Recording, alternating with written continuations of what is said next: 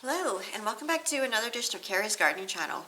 So in this video here, I want to talk to you about my two favorite seed companies to order from, and I want to talk a little bit about your growing zones and why it's important to know your growing zone. So two of my favorite seed companies to order from is Baker Creek Heirloom Seeds, which is also known as Rare Seeds, and my other favorite company to order from is Swallowtail Garden Seeds. Now, I am not affiliated with these companies in any way. I've just been buying from them for years, and I do like their seeds. I like the varieties that they offer. For the Park Whopper, that's one of the tomatoes that we grow that is a hybrid. That is an exclusive to Park Seed, so Park Seed is the only place where I can get that particular variety at. The nice thing about Rare Seeds, which is also known as Baker Creek Heirloom Seeds, is they have they have all heirloom and open pollinated varieties on there, which is great for my open pollinated heirloom seed saving project that I started last year. And I had collected heirloom seeds before, but I really like that they have the heirloom open pollinated varieties, because I can get my seeds and then I can start saving the seeds myself. And sometimes what happens is a company will have a variety that you love and they stop carrying it. But with the heirloom and open pollinated seeds, you can keep that variety going, providing that it doesn't cross with something else that you would be growing. Swallowtail Garden Seeds, they have a lot of open pollinated varieties. They also have some hybrid varieties.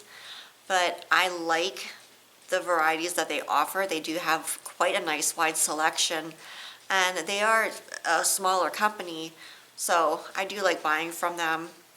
And for the Baker Creek Heirloom Seeds, that started with Jeer's dream for having a seed company, where I believe it was in his parents' garage or something like that.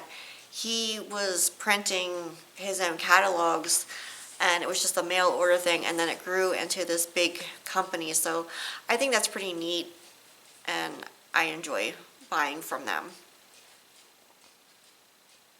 So one of the other things that I do like about Baker Creek Heirloom Seeds is I like their beautiful colored packets that they print up. They're so pretty and they're so colorful, and they do have a wide selection of annuals, perennials, herbs, vegetables. And being that they're all heirloom and open pollinated, that's something that to me is really nice, and to have a selection like that is really nice. So I do enjoy buying from that company, and I think right now with my own seed saving that I've done, I did buy some seeds this year, but not quite, or not nearly as many as what I've bought in the past. And like I said, I am, still working on my heirloom open pollinated seed saving project, and that is something that's important, and I do plan on following it along through next year. And Swallowtail Garden Seeds, they don't have the pictures printed on their packages, but they do give a nice description of the variety that you bought, and they also give growing instructions. So that's really nice to have for that. And on their website, they do offer a wide selection of annuals, perennials, herbs, vegetables, and they also have bulk ordering. So if you want to order a whole lot of like one variety, it's a minimum that you have to spend to be able to do that. But they do offer that bulk variety section. And that is a nice feature depending on what you're growing and how many seeds that you actually need. So one thing that you do want to remember when buying your seeds, whether you're buying annuals, biennials, or perennials, is you do want to know your growing zone. So like I'm gardening in Pennsylvania in zone 5B. So when I'm looking at perennials, I want something that is for zone 5. And you can actually put your zip code in online, and if you put in, growing zone for whatever zip code you have, it will tell you what zone that you're in.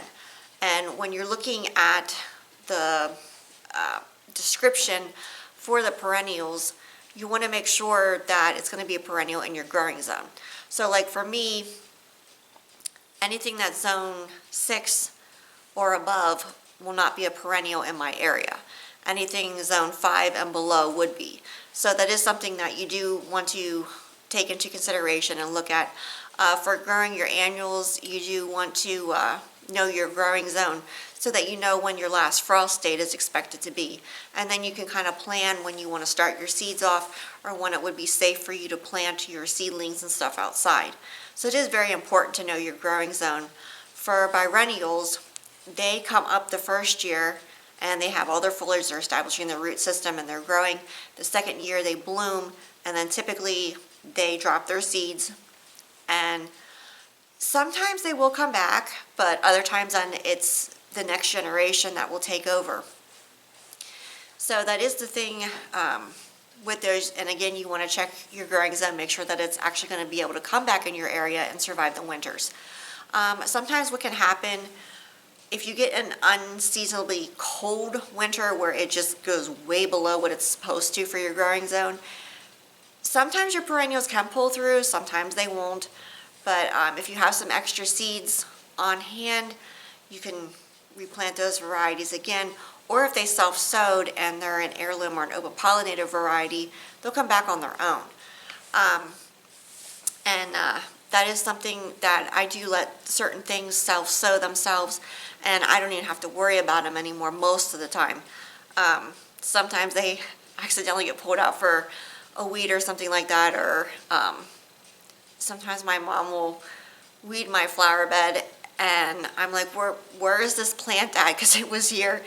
And she'll root through the pile and she'll hand it back to me, and it's all wilted, and try and get it back in and get some water on it.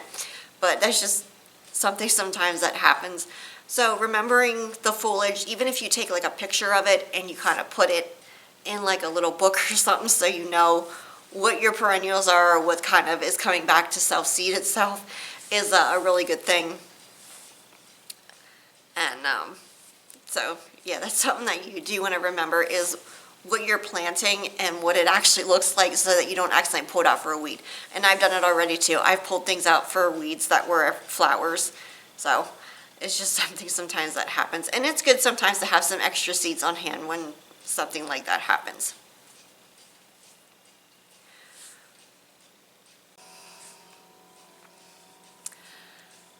And one thing when you're growing perennials from seed, there is something that you do want to check. You do want to check to see how long that actually takes to bloom.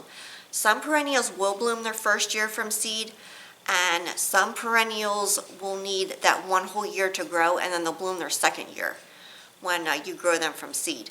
So that is something that you do want to take into consideration when doing your perennials from seed, is kind of having that plan. Okay, this is going to take 365 days to bloom, so it's going to bloom next year. And that way then you're not waiting for that plant to bloom. Some of your perennials do actually bloom their first year from seed, and you can check the days to bloom on them and see when they actually will bloom for you. So I hope that you found this video helpful, and I hope that it helps you with selecting your varieties for your garden next year. And I do have a lot of videos on my channel for seed starting. I give tips and different things.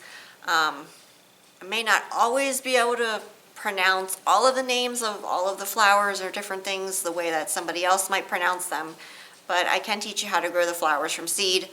So if you like my video, please like, comment, subscribe. Please don't forget to hit the little notification button. I'll tell you as I put a new video on.